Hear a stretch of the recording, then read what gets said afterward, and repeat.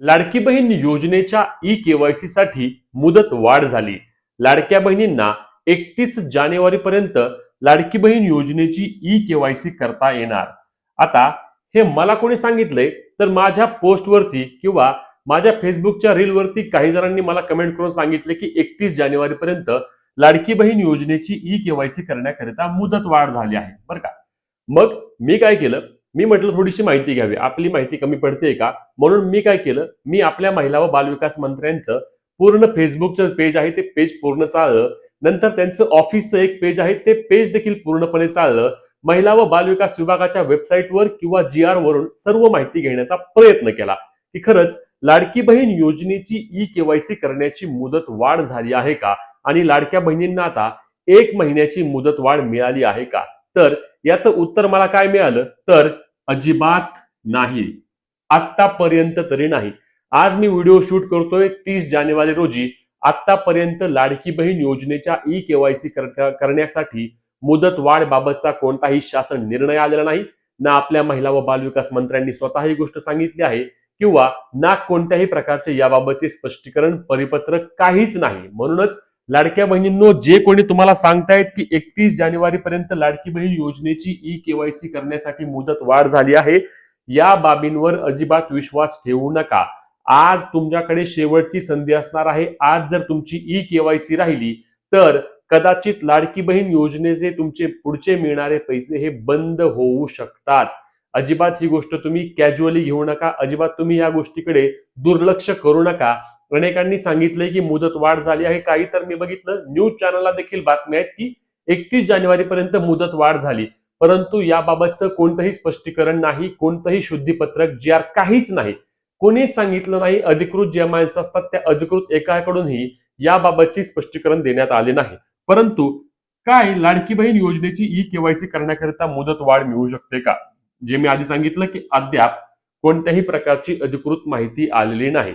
अजून यामध्ये माहिती येऊ शकते का, आजचा शेवटचा दिवस असणार आहे परंतु माहिती येऊ शकते का. लक्षात घ्या, मी आधीच सांगितलं तुम्हाला की मंत्री आपल्या आदित्यताई तटकरे हे स्वतः माहिती देतात. मागच्या वेळी जेव्हा 18 तारखेची मुदत वाढ ही डायरेक्ट म्हणजेच की सुरुवातीला लाडकी बहीण योजनेची ई-केवायसी करण्याकरिता त्या ठिकाणी 18 नोव्हेंबर पर्यंत मुदत होती.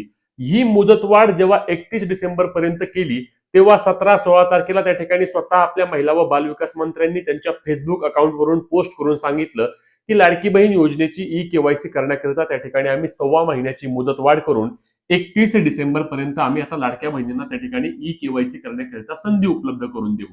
आता आज लक्षात घ्या, 30 तारखेला रात्री व्हिडिओ शूट करतोय, 31 तारीख आज असणार आहे. तुम्ही पाहताना अजून आपल्या महिला व बालविकास मंत्र्यांनी कोणत्याही प्रकारची याबाबतची माहिती दिलेली नाही. म्हणजेच की अजून तरी लाडकी बहीण ई-केवायसी बाबत मुदत वाढीचा निर्णय झालेला नाही. आणि म्हणूनच लाडक्या बहिणींनो, जवळपास 40-50 लाख महिला अशा आहेत की ज्यांची ई-केवायसी अद्याप बाकी असल्याचं बोललं जात आहे. आणि या मोठ्या प्रमाणामध्ये महिला जर ई-केवायसी करण्याची मुदत वाढ नाही झाली तर डायरेक्ट बाद होतील. योजनेचे पुढचे पैसे त्यांना मिळणारच नाहीत. म्हणूनच ई-केवायसी करण्याकरिता तुमच्याकडे संधी आहे. आता ही मुदत वाढ मिळण्याची शक्यता नक्की का वर्तवली जात आहे, याच्या पाठीमागे फक्त एकमेव कारण आहे, ते म्हणजे इलेक्शन.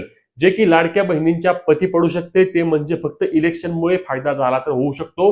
राज्यामध्ये जानेवारी महिन्यामध्ये स्थानिक स्वराज्य संस्थांच्या, महानगरपालिका असतील, जिल्हा परिषद, पंचायत समितीच्या निवडणुका येऊ घातल्यात.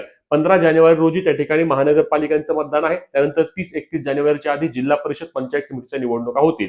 आणि या निवडणुकांच्या वेळी एकीकडे सरकारचा 4,500 रुपये देण्याचा पूर्ण प्लॅन तयार असताना दुसरीकडे ई-केवायसी करताना जर महिला अपात्र केल्या तर पुन्हा एकदा त्या ठिकाणी याचा परिणाम हा डायरेक्ट इलेक्शनवर होणार आहे. आणि या इलेक्शनवर परिणाम होऊ नये म्हणून कदाचित लाडक्या बहिणींना त्या ठिकाणी 15 जानेवारी किंवा 31 जानेवारी पर्यंत मुदत वाढ देखील मिळू शकते. मिळणार नाही असं अजिबात नाही, परंतु अद्याप अधिकृत सांगितलेलं नाही. जेव्हा अधिकृतपणे माहिती येणार आहे तेव्हा आपण समजू शकतो की खरंच मुदत वाढ झाली आहे. परंतु तुमच्याकडे संधी आहे तर संधीचं सोनं करून आजची आज तुमची लाडकी बहीण योजनेची ई-केवायसी प्रक्रिया पूर्ण करून घ्या.